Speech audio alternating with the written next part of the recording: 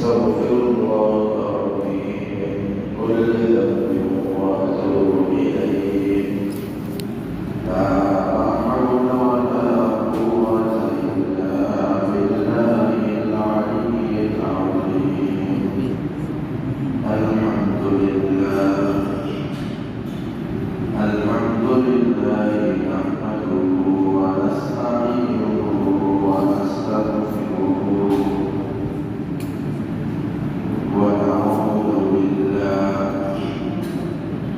ونعوذ بالله من شرور أنفسنا ومن سيئات أعمالنا من يهد الله فلا مضل له ومن يضلل فلا هادي له ونشهد أن لا إله إلا الله وحده لا شريك له ونشهد أن محمدا عبده ورسوله الذي أرسله بالحق بشيرا ونذيرا وداعيا إلى الله بإذنه وسراجا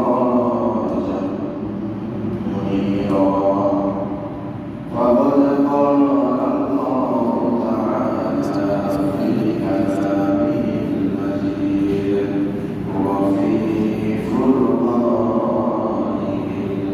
الحميد إن الله وملائكته يصلون على النبي يا أيها الذين آمنوا صلوا عليه وسلموا تسليما اللهم صل على سيدنا مولانا محمد وعلى آل سيدنا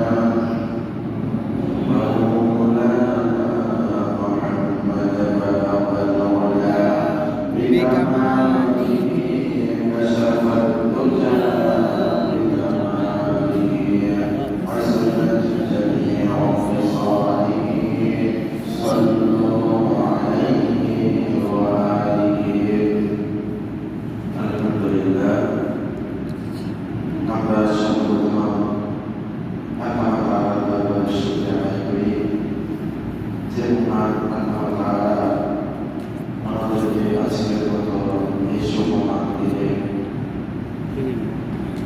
বুজুর্গময় একটি মাসে অতি মহিমান্বিত একটি মাসে দ্বিতীয় জুমায় উপস্থিত হওয়ার তৌফিক এনায়েত করেছেন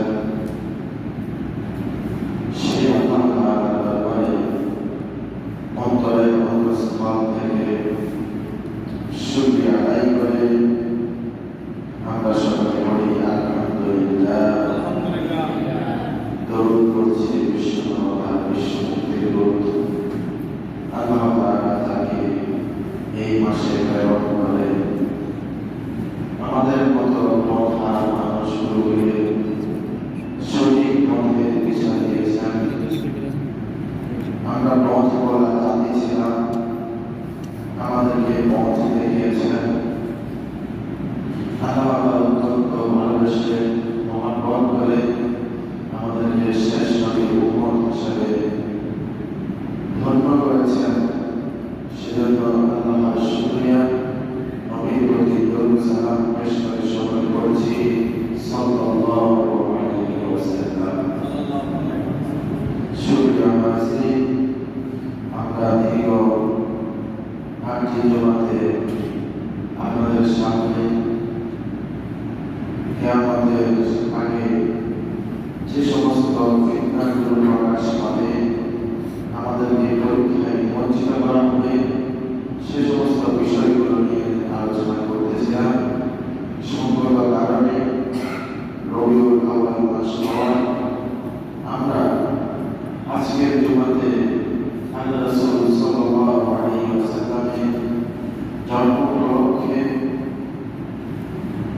রাসূলের জন্মবৃত্তান্ত কিছু বিষয় আপনাদের সামনে উপস্থাপন করার নিয়ত করেছি। সুবহানাকা লা ইলমা লানা ইল্লা মা 'আল্লামতানা ইন্নাকা আনতাল আলিমুল হাকীম। আল্লাহর কাছে শুকরিয়া আদায় করছি, আল্লাহর কাছে শক্তি সামর্থ্য চেয়ে নিচ্ছি। আল্লাহ তাআলা যদি তৌফিক দান করেন আপনাদেরকে আজকে এমন কিছু বিষয় শোনাবো যে বিষয়গুলো আমরা হয়তো জানি, জানার পরেও সেভাবে জানি না, হয়তো আমরা বুঝি অথবা বোঝার পরেও সেভাবে বুঝি না। আল্লাহ রাসূল সাল্লাল্লাহু আলাইহি ওয়াসাল্লামের জন্মের সময়গুলো কেমন ছিল, এই সময়ে আল্লাহ রাসূলকে কেন প্রেরণ করা হয়েছে এবং আল্লাহ রাসূলের জন্মের সময়টুকু রাসূল কেমন ভাবে এসেছেন, আমরা এই বিষয়টুকু আজকে জানার চেষ্টা করব। সর্বপ্রথম আল্লাহ তাআলা কেন নবী রাহমাতুল লিল আলামিন সাইয়্যিদুস সালাতিন সাইয়্যিদুল কাওনাইন নবী মুহাম্মদ সাল্লাল্লাহু আলাইহি ওয়াসাল্লামকে 570 খ্রিস্টাব্দে প্রেরণ করেছেন। আরো আগে কেন প্রেরণ করেননি, কিংবা আরো পরে কেন প্রেরণ করেননি, কেন আরো পূর্বে প্রেরণ করেছেন, এই বিষয়টা যদি ঐতিহাসিকভাবে এবং তাত্ত্বিকভাবে যদি আমরা ব্যাখ্যা করি, বিশ্লেষণ করি, তাহলে এখানে ভিতরে কিছু মাহাত্ম্য লুকিয়ে আছে যেগুলো আমরা একজন মুসলমান হিসেবে জানা প্রয়োজন।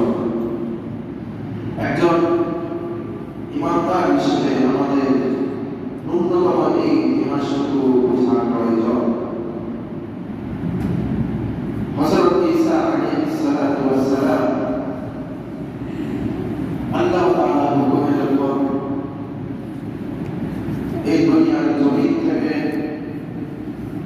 বেতলেহম যেটাকে জেরুজালেম বলা হয়, সেই জেরুজালেমের মানুষের অত্যাচার থেকে ঈসা আলাইহিস সালাম বাঁচার জন্য আল্লাহর কাছে যে আকুতি দিয়েছিলেন এবং শেষ নবী উম্মত হওয়ার জন্য যে দরখাস্ত করেছিলেন, সেটা আল্লাহ তাআলা কবুল করে ওই সমস্ত মানুষ শহীদ ভাইয়ের থেকে ঈসা আলাইহিস সালামকে যখন বাঁচিয়ে আল্লাহ তাআলা আবু বকরের মাঝখানে সিঁড়ি দিয়ে এই দুনিয়ার জমিন থেকে আসমানে তুলে নিয়েছেন। তারপরে কাটতে কয়েক শতাব্দী কেটে গেল। 570 খ্রিস্টাব্দে আল্লাহ রাসূল সাল্লাল্লাহু আলাইহি ওয়াসাল্লামকে আল্লাহ তাআলা এই দুনিয়ার মানুষের মুক্তির জন্য প্রেরণ করেছেন। ওই সমাজের মানুষগুলো কেমন ছিল, ওই সমাজকে কেন আইয়ামে জাহিলিয়া বলা হতো, কেন অন্ধকার যুগ বলা হতো। হযরত ঈসা আলাইহিস সালাম যখন আল্লাহর ডাক দিচ্ছেন, মানুষ আল্লাহর ডাককে শুনলো, শোনার পরে যে যার মতো করে অবস্থান করলো। কেউ আল্লাহ তাআলাকে ভালোবেসে আল্লাহ তাআলার রাজামন্দি হাসিল করার জন্য চেষ্টা করলো, কেউ আবার ঈসা আলাইহিস সালামকে মাসরুম বলে, খোদার বিরোধী বলে, দিনের দুশমন বলে, মানুষ তাকে মেরে ফেলার ষড়যন্ত্র করল।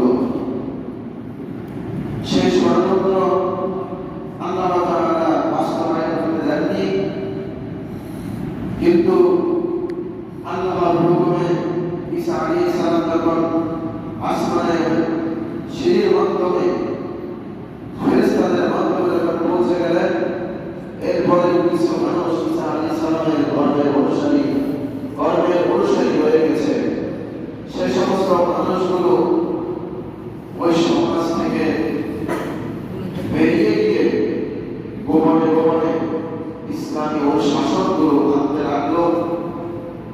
মানতে মানতে একটা পর্যায়ে এসে ওই মানুষগুলোর বংশধর তারাও ইসলাম থেকে আস্তে আস্তে করে দশক পরে কিংবা শতাব্দী পরে তারাও ইসলামের আলো থেকে দূরে সরে গেল। এরপরে যেটুকু আল্লাহ তাআলার ভীতি ছিল, ভয় ছিল, এটুকু ভয় নিয়ে যখন কিছু মানুষ চললেন, এই মানুষগুলো আল্লাহ তাআলাকে ভয় করলেন, কিন্তু বেশিরভাগ মানুষ আল্লাহ তাআলাকে ভয় করা ছেড়ে দিলেন। কয়েক শতাব্দী যাওয়ার পরে ওই মানুষগুলো কি মেরে গেল, শেষ হয়ে গেল। এরপরে জেরুজালেম থেকে শুরু করে আরবের প্রান্তর পর্যন্ত প্রতিটি জায়গায় বৌদ্ধলিকতা, অগ্নি পূজা, গাছ পূজা, বাঁশ পূজা থেকে শুরু করে সূর্য, চন্দ্র, গ্রহ, নক্ষত্র, মানুষ পূজা করা শুরু হয়ে গেল। আল্লাহ তাআলা তাদেরকে এই অন্ধকার জীবন থেকে মুক্তি দেওয়ার জন্য এমন একটি সময়কে নির্বাচন করলেন যে সময়টাতে এমন কোন অপরাধ ছিল না যেটা পৃথিবীর বুকে হয়নি, এবং কেমন পর্যন্ত যত ধরনের অপরাধ আছে সমস্ত অপরাধগুলো সেই সমাজে সংগঠিত হয়ে গিয়েছে। এই অপরাধগুলো যখন ব্যক্তিকেন্দ্রিক, সমাজকেন্দ্রিক, রাষ্ট্রকেন্দ্রিক হয়ে গেল, এই পুরো সমাজকে পরিবর্তন করার জন্য, মানুষগুলোকে আল্লাহ হওয়ার জন্য, করার জন্য আল্লাহ তাআলা নবীকে এই আলামে প্রেরণ করার মনস্থির করলেন। এবার এখান থেকে আপনাদেরকে কিছু ঘটনা শোনাই। আল্লাহ রাসূলের যে সময়টাতে পৃথিবীতে আল্লাহ রাসূল আসবেন, সেই সময়টাতে এই পৃথিবী যখন একেবারে জুলুম, অত্যাচার, নিপীড়নের চূড়ান্ত সীমায় পৌঁছে গেছে, যেমনি সেই সমাজের কিছু মানুষ ছিল যারা অন্তরে কামনা করত আল্লাহ এক আছেন, যাদেরকে হানিফ বলা হয়। তারা আল্লাহ ছাড়া কাউকে রব মানতেন না, কিন্তু তারা দ্বীন ইসলাম কি সেটা বুঝতেন না। এই মানুষগুলো চিন্তা ভাবনায় তাদের পূর্ববর্তী যে সমস্ত নবী রাসূল ছিল, তাদের ধারণাগুলো তাদের কাছে ছিল, তাদের কাছে বাতিল ছিল, তাদের কাছে ধর্মযাজক ছিল। তারা বলতে লাগলেন এমন একটি সময় এসেছে, এই সময়টাতে এই জায়গাতে একজন ব্যক্তি আসবেন, আর সেই ব্যক্তিটা এমন একটি জায়গায় আসবেন যে জায়গাতে খেজুর গাছের সংখ্যাধিক্য হবে, এবং যে জায়গাটা এই পৃথিবীর মৌলিক স্থান হবে। তারা চিন্তা করতে লাগলেন সেই জায়গাটা হয়তো জেরুজালেম হবে, না হয় মক্কা হবে, কিন্তু কোন জায়গা হবে তাদের কাছে সেটা স্পষ্ট ছিল না। আল্লাহ তাআলা মক্কাকে কেন নবীর জন্য নির্বাচন করলেন, এটা হাকিকত হচ্ছে এই পৃথিবীর যখন সৃষ্টি হয়েছে, যেখান থেকে এই পৃথিবীর মৌলিকত্ব শুরু হয়েছে, সেই জায়গার নাম হচ্ছে বর্তমান যে মক্কা আছে, এই জায়গাটি, যেটাকে কোরআনের ভাষায় উম্মুল কুরা বলা হয়। অর্থাৎ এই জমিনে, এই পৃথিবীর যে ভূখণ্ড আছে, এই ভূখণ্ডের মূল অংশ, এটাকে বলা হয় উম্মুল কুরা। অর্থাৎ করিয়া থেকে যে সমস্ত গ্রাম থেকে গ্রাম রয়েছে, শহর থেকে শহর রয়েছে, হাজার হাজার গ্রাম এবং শহর, সবগুলো মূল হচ্ছে এই পবিত্র মক্কা নগরী, যেটাকে আবার বাক্কাতা বিবাক্কাতা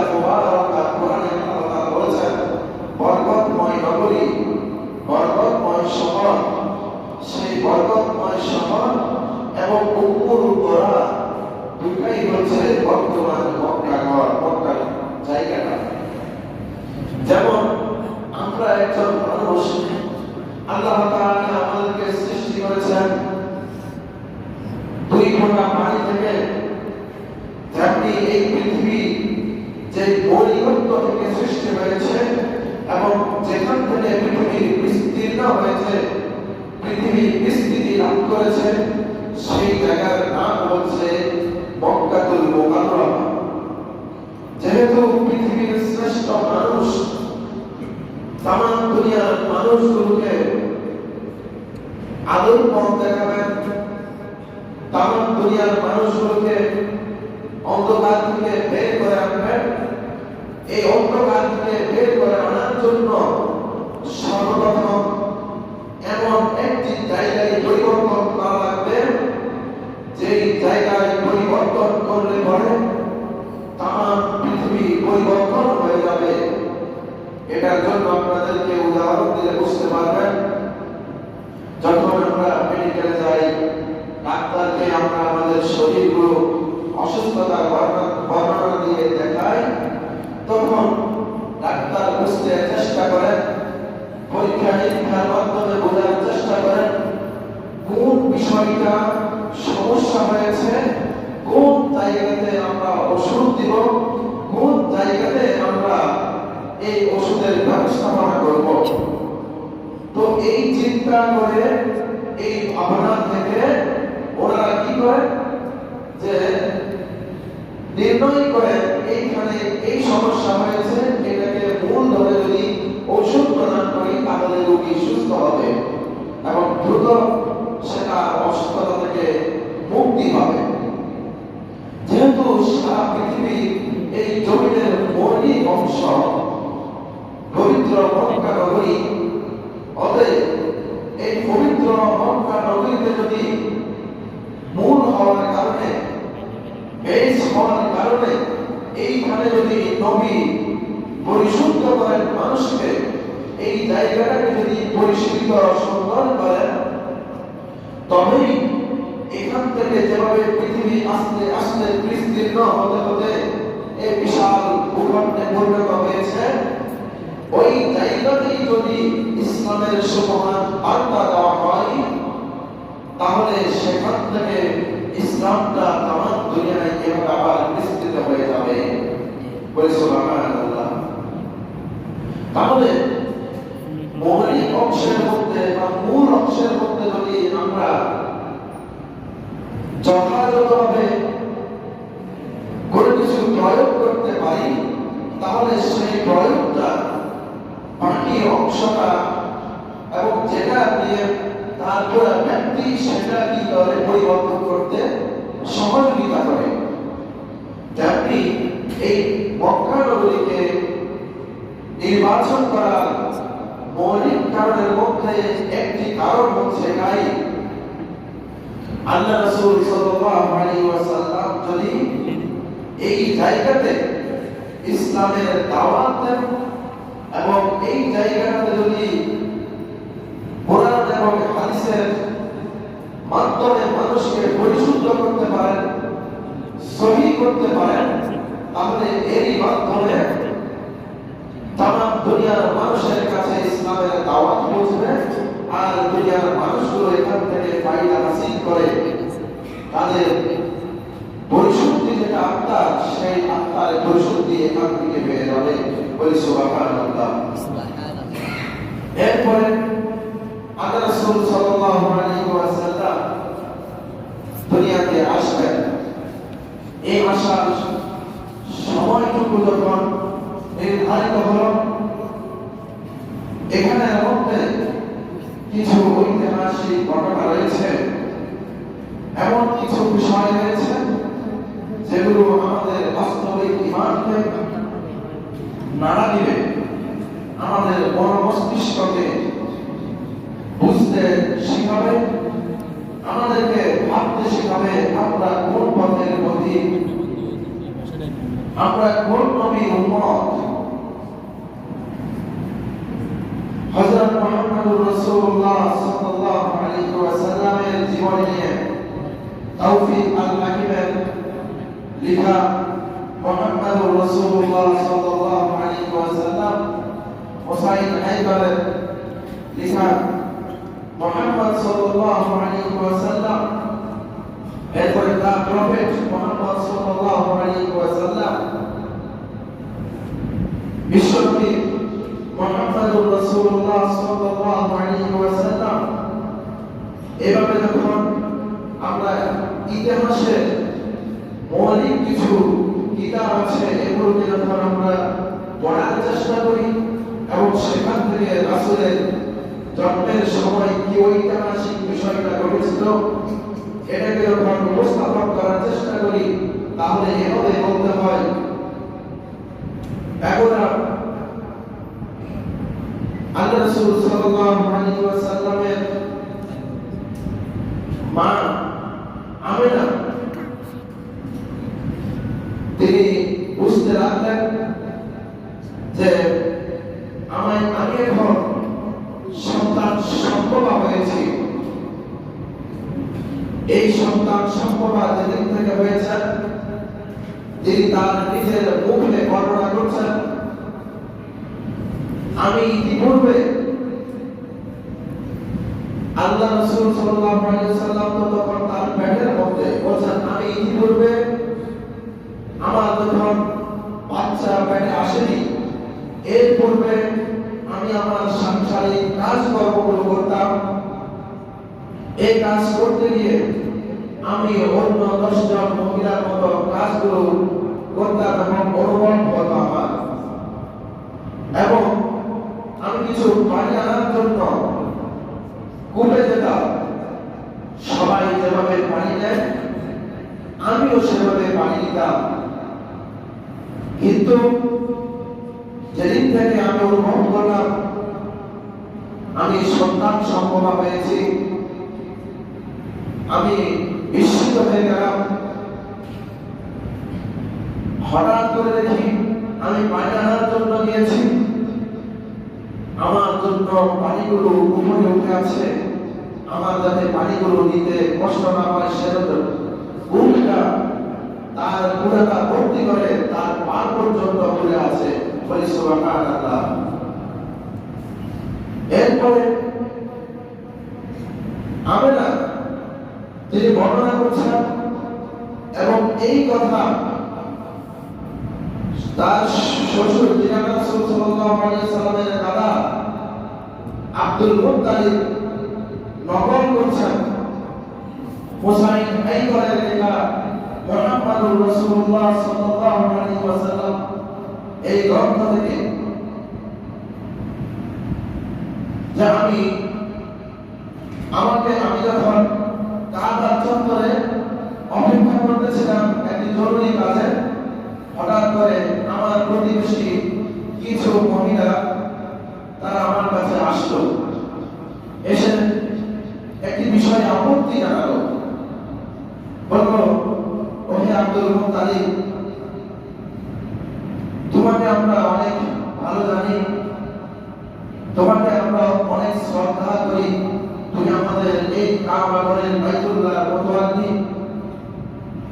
তোমার পুত্র আব্দুল্লাহ মারা গিয়েছে, তোমার পুত্রবধূ বিধবা, কিন্তু আমরা যখন তার সাথে উঠা বসা করি সে এমন কিছু আদর উন্নত মানের ব্যবহার করে যে আদরটা একজন বিধবা ব্যবহার করা সমীচীন নয়। আর এই আপত্তিটুকু করলেন। আব্দুল মুত্তালিব চিন্তা করলেন কথা সত্য, তিনি ওখান থেকে দ্রুত আসলেন, এসে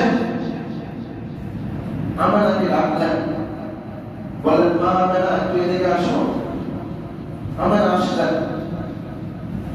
এবার আব্দুল মুত্তালিব বলতে লাগলেন, তোমাকে আমি অনেক স্নেহ করি, তুমি সন্তান সম্ভবা জানার পরে আমি আমার পুত্রকে হারানোর বেদনা ভুলতে শুরু করেছি।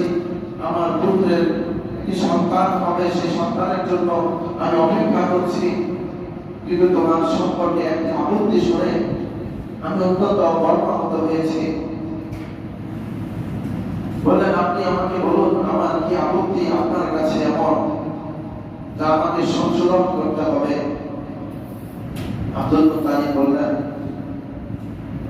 একজন স্বামী হারা মেয়ের বা স্বামী হারা স্ত্রীর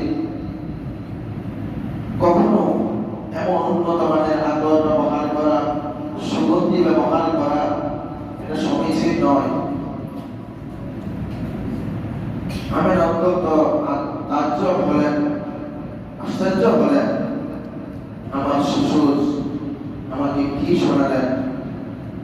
এবার আমেনার মুখ থেকে নকলকৃত কথা আব্দুল মুত্তালিবের মাধ্যমে আমাদেরকে কিভাবে ইতিহাস বিজ্ঞান শোনাচ্ছেন। আমেনা বললেন,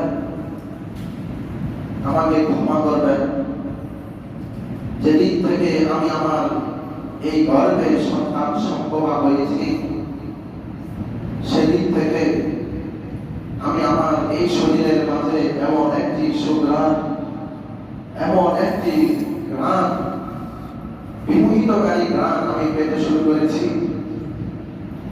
যে ঘ্রাণটুকু এই পৃথিবীতে আমরা যে আদর দিই, এখানে যে আপনাদের মক্কাতে যে উন্নত মানের মদিনাতে শাম সিরিয়াতে যে উন্নত মানের আদরগুলো আছে, সুঘ্রাণগুলো আছে, এই সমস্ত সুঘ্রাণ গরুর চাইতে 1000 গুণ বেশি বড়াই, অত্যধিক বিমোহিতকারী একটি ঘ্রাণ আমি নিজ থেকে নিজে পেতে শুরু করেছি। সুবহানাল্লাহ। আশ্চর্য হয়ে শুনলেন আব্দুল মুত্তালিব কি বলে। এরপরে আরেকটি ঘটনা বলি, এই ঘটনা এখনো শেষ হয়নি। আরেকটা ঘটনার পরম্পরা যদি বোঝান তাহলে এটা বুঝতে সহজ হবে। আল্লাহ রাসূল সাল্লাল্লাহু আলাইহি ওয়াসাল্লামকে প্রায় 44 বছরের মতো খুব কাছ থেকে চাচা আবু তালিব দেখেছেন। একেবারে জন্ম থেকে শুরু করে আবু তালিবের মৃত্যু অবধি তিনি আল্লাহ রাসূলকে দেখেছেন, লালন পালন করেছেন, দায়িত্বভার নিয়েছেন। এবার আল্লাহ রাসূলের মুখে আবু তালিবের যে একটি কথোপকথন হয়েছে সেটি শুনুন। তাওফীক আল-হাকিমের মুহাম্মদ সাল্লাল্লাহু আলাইহি ওয়াসাল্লাম এই একটি উনি গল্প আকারে মানুষকে যাতে মুহাম্মদ সাল্লাল্লাহু আলাইহি ওয়াসাল্লামের জীবনীটাকে একটি আকর্ষণীয় চিন্তা আকর্ষণ করে যে গল্পের মতো বলা যায়, এটিকে যে একটি সুন্দর হেকায়া হিসেবে উপস্থাপন করা যায়, উনি তা দেখিয়ে গেছেন আমাদেরকে। এখন আল্লাহ রাসূল সাল্লাল্লাহু আলাইহি ওয়াসাল্লাম যখন আবু তালিবকে দাওয়াত দিলেন ইসলামে এবং তার সমাজের মানুষগুলোকে যখন ইসলামের দাওয়াত দিলেন, সমাজের মানুষগুলো যখন রাসূলের সাথে ঠাট্টা মশকরা বিদ্রুপ করা শুরু করলো, রাসূল ব্যথিত হলেন, চাচা আবু তালিবের কাছে গেলেন। আবু তালিবের সাথে চাচা ভাতিজার কথা হচ্ছে। আল্লাহ রাসূল বলছেন যে আপনারা, আমি যে ভালো মানুষ এটা আপনারা আমাকে স্বীকারোক্তি দিয়েছেন। ইসলামের দাওয়াত দেওয়ার আগে, ইসলামের দাওয়াত দেওয়ার পরেও কেন আপনারা সেই মানুষটা যেটা আমাকে আগে দেখেছেন পরে কেন সেটাকে বাস্তবায়ন আপনারা নিচ্ছেন না? এবার আবু তালিব বলছেন, দেখো মুহাম্মদ সাল্লাল্লাহু আলাইহি ওয়াসাল্লাম, তোমাকে আমি দীর্ঘ 40 বছর ধরে চিনি এবং তোমার সম্পর্কে কিছু জিনিস আমি শুনেছি এবং কিছু বিষয় আমি তোমার থেকে দেখেছি। আসলে তুমি যা বলেছ তা সত্য। এবার আল্লাহ রাসূল চাচা আবু তালিবকে কৌশলে প্রশ্ন করলেন, আচ্ছা চাচা বলুন তো আপনি কি শুনেছেন? এবার ওই ঘটনা থেকে আবার শুনবেন। এবার চাচা আবু তালিব বর্ণনা করছেন,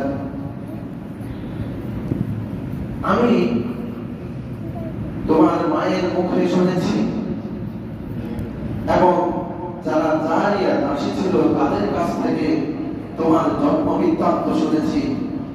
আল্লাহ রাসূল জিজ্ঞেস করলেন, কি শুনেছেন আমাকে একটু শোনান। প্রথমে বললেন, যখন তুমি তোমার মায়ের গর্ভে এসেছ সেদিন তোমার মায়ের গর্ভে আসার পরে তোমার মা দেখতে লাগলো এই পৃথিবীর তামাম আলো যেন বিচ্ছুরিত হয়ে সারা দুনিয়ার দিক থেকে তোমার মায়ের পেটে ফিরে আসছে। আবার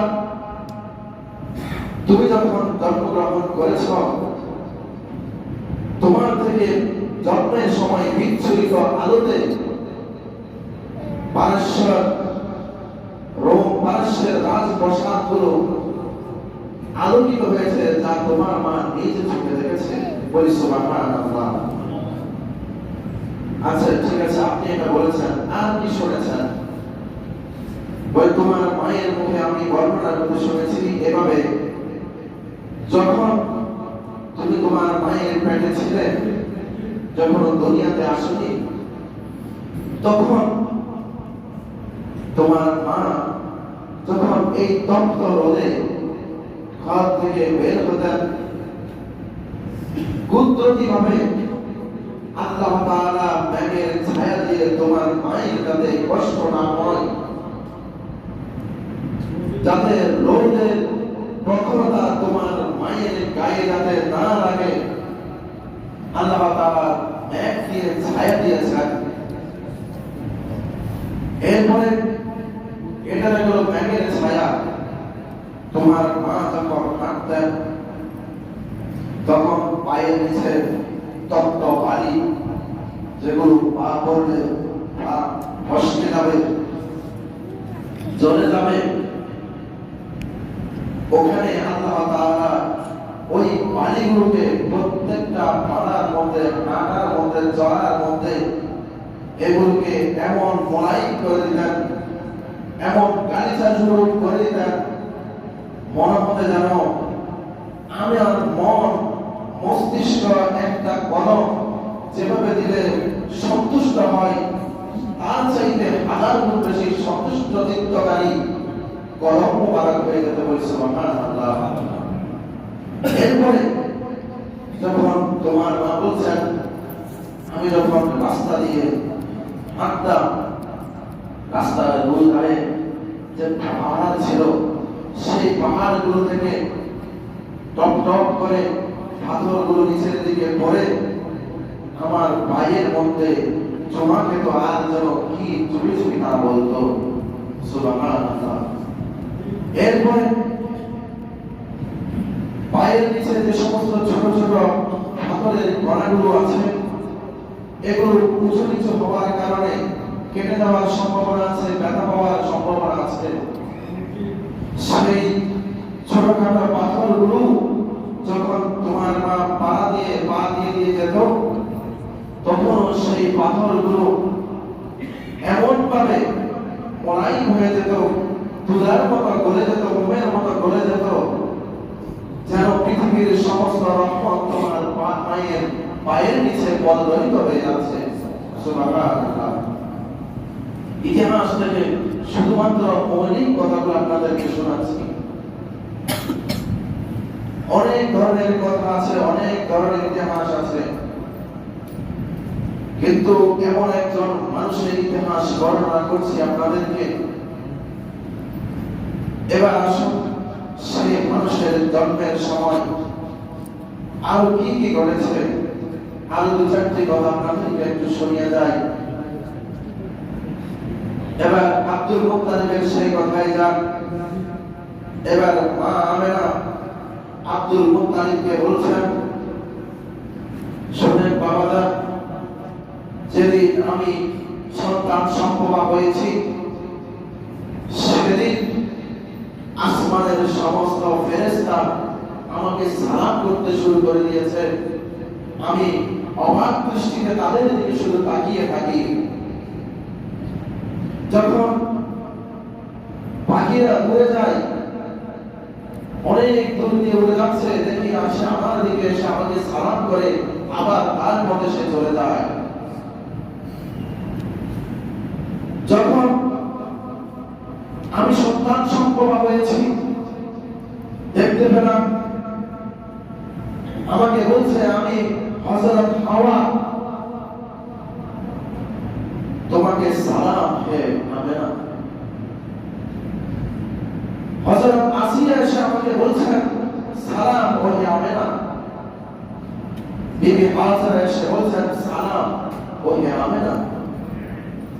এভাবে আমাকে আসমানের ফেরেশতা,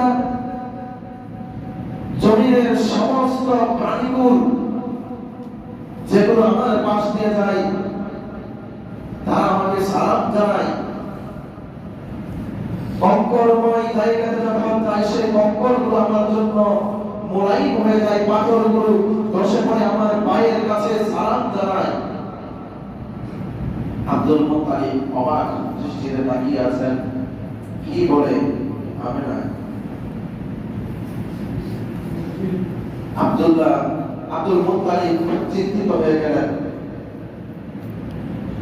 এবার আব্দুল মুত্তালিব সময় করতে লাগলেন, কখন আসবে এরকম একটা সন্তান যার মা এভাবে সালাম পায়। আব্দুল মুত্তালিব বলছেন, যখন শিশু মুহাম্মদ সাল্লাল্লাহু আলাইহি ওয়াসাল্লাম জন্মগ্রহণ করেছে, সেই মুহূর্তে আমরা কেউ ছিলাম না আশেপাশে। আল্লাহ রাসূল সাল্লাল্লাহু আলাইহি ওয়াসাল্লাম জন্মগ্রহণ করলেন। আমেনা বলছেন, অন্য 10টি মা যেভাবে সন্তানকে পেটে নিয়ে কষ্ট করে, আমি কখনো এই শিশু মুহাম্মদকে পেটে নিয়ে কখনো কষ্ট অনুভব করি। আমি এই শিশু মুহাম্মদকে পেটে নিয়ে কখনো পেরেশান হইনি, আমার কখনো বমির ভাব হয়নি, কাজ করতে অসুবিধা হয়নি। আমি যেটাতে হাত দিয়েছি কর্মচাঞ্চল্য উদ্দীপ্ত আকারে আমি সেটা সম্পাদন করতে সক্ষম হয়েছি। যখন বুঝতে পারলাম আজই আমার সন্তান হবে, আমি পেরেশান হলাম। দেখি আসমান থেকে কে কারা জানি সুন্দর চাদর, রেশমি চাদর নিয়ে আসছে, আমাকে সালাম করছে। আমার চতুর্পাশে তারা সুন্দরভাবে বেষ্টন করে দাঁড়িয়ে আছে, আহলান সালাম জানাচ্ছে। দেখলাম আমার নাভির একটু নিচে স্বর্ণের রেশমি কাপড়ের মোড়ানো একটি জিনিস বের করা হলো, সেটা দিয়ে এভাবে দাগ দেওয়া হলো। দাগ দেওয়ার পরে দেখি যে সেখান থেকে আমার শিশু মুহাম্মদ বেরিয়ে আসলেন। আসার পরে তারা যখন এভাবে নিলেন, নেওয়ার পরে শিশু মুহাম্মদ মাটিতে তাশাহুদরত অবস্থায় বসলেন। বসে আল্লাহু আকবার বলে সিজদা দিলেন। কি যেন পিট করে বললেন। এরপরে সিজদা থেকে উঠলেন। স্বাভাবিক যেভাবে বাচ্চারা ক্রন্দন করে সেভাবে আমার শিশু ক্রন্দন করলো না। আমার শিশু কেন জানি একটু মুচকি হাসলো। কিছুক্ষণের মধ্যে দেখলাম আমাকে হাত দিয়ে বলা হচ্ছে, এখন ঘরটা একটু অন্ধকার হবে। দেখি আমার ঘরের উপরের পাটটা একটু আলাদা হয়ে গেল। ঘন কুয়াশা আমার ঘরে প্রবেশ করলো। ঘন কুয়াশা প্রবেশ করার পরে আমি কিছুক্ষণের জন্য অন্ধকার দেখলাম। আমার শিশু মুহাম্মদকে কোথায় জানি নিয়ে যাওয়া হলো। ইতিহাসে আল্লাহ তাআলা এই সময়টুকুতে শিশু মুহাম্মদ সাল্লাল্লাহু আলাইহি ওয়াসাল্লামকে ফেরেশতাদেরকে ঘোষণা দিলেন, আজকে আমার প্রিয় হাবিব জন্মগ্রহণ করেছে। এই ছোট্ট সময়ের ভিতরে তামাম দুনিয়ার সমস্ত মানুষের কাছে, যত ধরনের আমার সৃষ্টি আছে সবার কাছে আজকে মুহাম্মদকে পরিচয় করিয়ে দাও, ইনি হচ্ছেন আমার নির্বাচিত সর্বশেষ সর্বশ্রেষ্ঠ মানুষ। বলি সুবহানাল্লাহ। একটু পরে আবার কুয়াশাগুলো কেটে গেল, আমরা দেখলাম তার পাশে শিশু মুহাম্মদ খেলা করছে। বলি সুবহানাল্লাহ। আল্লাহ তাআলা ঘোষণা করলেন ফেরেশতাদেরকে, ওহে ফেরেশতারা, এই মানুষের ভিতরে এই যে ছোট্ট বাচ্চাটি দেখছ, এর ভিতরে তামাম দুনিয়ার যত রহমত বরকত এবং যত ধরনের ভালো গুণ আছে, সমস্ত গুণগুলো এর ভিতরে তোমরা দিয়ে দাও। ফেরেশতারা তাই করলেন। এরপরে বললেন, তামাম দুনিয়ার পশুগুলো যে প্রাণীগুলো আছে, সেই প্রাণীগুলোর যতগুলো ভালো গুণ আছে, সেই ভালো গুণগুলো এই শিশু মুহাম্মদের অন্তরের মধ্যে ঢুকিয়ে দাও। বলি সুবহানাল্লাহ। তাই করলেন। এবার আসুন, আব্দুল মুত্তালিবকে খবর দেওয়া হলো। একজন দাসী গিয়ে খবর দিলেন, আপনার সন্তান আব্দুল্লাহ ছেলে হয়েছে। দৌড়ে আসলেন, এসে আল্লাহ রাসূলকে এভাবে বলে দিলেন। আব্দুল মুত্তালিব বলছেন, আমি মক্কার ঘরের মুতাওয়াল্লি ছিলাম। এই দীর্ঘকালের পরিক্রমায় যেহেতু আমি এই ঘরের মুতাওয়াল্লি, আমি এই ঘরে যত সব এই এলাকায় এবং এই সমাজে মক্কা মদিনায় যত সন্তান হয়, শাম সিরিয়া থেকে সমস্ত সন্তানগুলোকে হওয়ার পরে এই ঘরে আনা হতো। তাদেরকে এই ঘরের বরকত ফয়েজ নেওয়ার জন্য সন্তানগুলোকে তাদের পিতামাতারা নিয়ে আসতেন। তাদেরকে আমি প্রত্যেকটা সন্তানকে দেখেছি, কিন্তু আমার শিশু, আমার নাতি শিশু মুহাম্মদকে আমি যখন এক নজরে দেখেছি, আব্দুল মুত্তালিব বলছেন, তাম দুনিয়ার এত মানুষ আমি দেখলাম, কিন্তু শিশু মুহাম্মদের মতো এত সুন্দর, এত চমৎকার, এত নান্দনিক চেহারার অধিকারী কোনো মানুষ আমি ইতিপূর্বে দেখিনি। বলি সুবহানাল্লাহ। আল্লাহ তাআলা জিবরাইলকে ডাক দিয়ে বলছেন, জিবরাইল কি বলেছে শুনেছ? জিবরাইল আল্লাহ তাআলাকে বলছেন, ওহে আল্লাহ, তুমি আমাকে সেই কবে সৃষ্টি করেছ, আদম থেকে এই শিশু মুহাম্মদ পর্যন্ত অসংখ্য মানুষ তুমি প্রেরণ করেছ। আমি সমস্ত মানুষের চেহারাগুলো দেখেছি, কিন্তু এই শিশু মুহাম্মদের মতো এত সুন্দর, এত চমৎকার, এত নান্দনিক কোন মানুষ সৃষ্টি করেছ আমি দেখিনি। আল্লাহ জিবরাইলকে বলছেন, জিবরাইল তুমি কোথায় থেকে দেখবা, যেখানে আমি ইতিপূর্বে এরকম কোন মানুষ সৃষ্টি করিনি।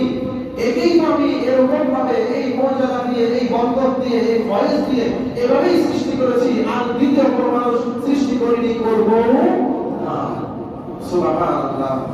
এই ছিল আমার শিশু মুহাম্মদ সাল্লাল্লাহু আলাইহি ওয়াসাল্লাম। যেহেতু রবিউল আউয়াল মাস, মিলাদুন নবী, নবীর জন্ম সম্পর্কে বিক্ষিপ্ত আকারে হলেও আপনাদেরকে মৌলিক কয়েকটি ঘটনা ইতিহাস থেকে শোনানোর জন্য চেষ্টা করেছি।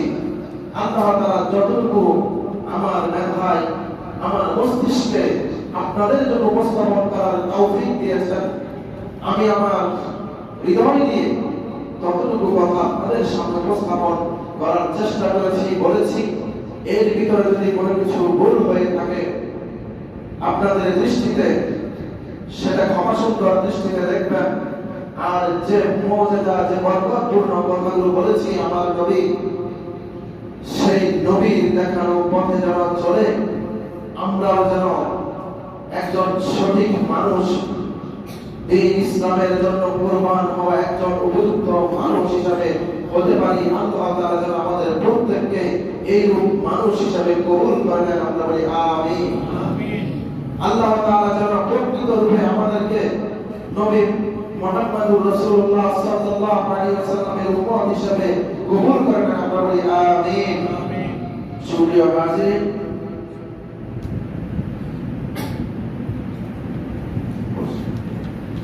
সম্মানিত হাজির, আপনাদের জন্য একটি দাওয়াতনামা এসেছে।